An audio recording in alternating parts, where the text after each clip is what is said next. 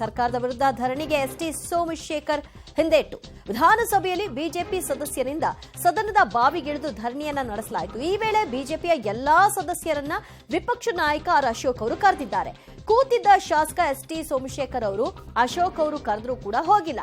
ಈ ವೇಳೆ ನಗುತ್ತಲೇ ಕುರ್ಚಿಯಲ್ಲಿ ಸೋಮಶೇಖರ್ ಅವರು ಕುಳಿತುಕೊಂಡಿದ್ದಾರೆ. ಆಗ ಸಿಟ್ಟಿಂದ ಹೋಗೋದಾದ್ರೆ ಹೋಗು ಅಂತ ಅಶೋಕ್ ಅವರು ಗದರಿದ್ದಾರೆ. ಸರ್ಕಾರದ ವಿರುದ್ಧ ಧರಣಿಗೆ ಇಡೀ ಬಿಜೆಪಿಯ ನಿಯೋಗ ತೀರ್ಮಾನವನ್ನ ತೆಗೆದುಕೊಳ್ತು. ಸದನದ ಬಾವಿಗಿಳಿದು ಧರಣಿಯನ್ನ ನಡೆಸಲಿಕ್ಕೂ ಕೂಡ ಮುಂದಾಯಿತು. ಎಲ್ಲ ಬಿಜೆಪಿಯ ಸದಸ್ಯರು ಕೂಡ ಸದನದ ಬಾವಿಗಿಳಿದು ಧರಣಿಯನ್ನು ನಡೆಸಲಿಕ್ಕೆ ಮುಂದಾದಂತಹ ಸಂದರ್ಭದಲ್ಲಿ ಎಸ್ಟಿ ಸೋಮಶೇಖರ್ ಅವರು ಮಾತ್ರ ನನಗೂ ಇದಕ್ಕೂ ಸಂಬಂಧ ಇಲ್ಲವೇನೋ ಅನ್ನೋ ರೀತಿಯಲ್ಲಿ ನಗುತ್ತಲೇ ಕುರ್ಚಿಯಲ್ಲಿ ಕುಳಿತುಕೊಂಡಿದ್ರು.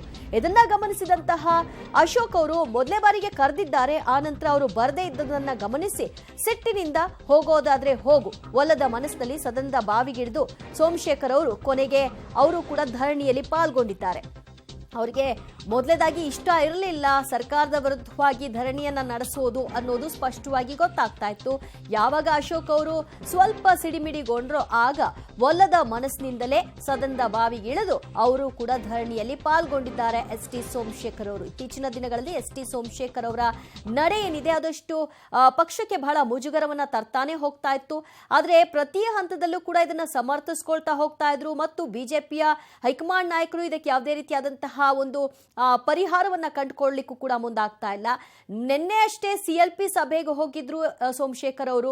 ಸೊ ಇದೇ ವಿಚಾರವಾಗಿ ಅಶೋಕ್ ಅವರು ಊಟಕ್ಕೆ ಹೋಗಿದ್ರು ಅಷ್ಟೇ ಅಂತ ಸಮರ್ಥಿಸ್ಕೊಂಡಿದ್ರು. ಆದ್ರೆ ಇವತ್ತು ಕಲಾಪದಲ್ಲೇ ಈ ರೀತಿಯಾದಂತಹ ಸನ್ನಿವೇಶ ಆದಾಗ ಸಹಜವಾಗಿ ಇದು ಬಿಜೆಪಿಗೆ ಇರಿಸುಮುರುಸಾಗಿದೆ. ವಿಪಕ್ಷ ನಾಯಕ ಅಶೋಕ್ ಅವರು ಈ ಸಂದರ್ಭದಲ್ಲಿ ಸ್ವಲ್ಪ ಕುಪಿತರಾದಂತೆ ಕಂಡು ಬಂದು ಸದನದಲ್ಲಿ ಇರೋದಾದ್ರೆ ಇರಿ, ಇಲ್ಲ ಅಂದ್ರೆ ಹೋಗ ಆಚೆಗೆ ಅಂತ ಕೂಡ ಗದರಿದ್ದಾರೆ. ಆ ನಂತರದಲ್ಲೇ ಸೋಮಶೇಖರ್ ಅವರು ಸದನದ ಬಾವಿಗಿಳಿದು ಅವರು ಕೂಡ ಧರಣಿಯಲ್ಲಿ ಪಾಲ್ಗೊಂಡಿದ್ದಾರೆ.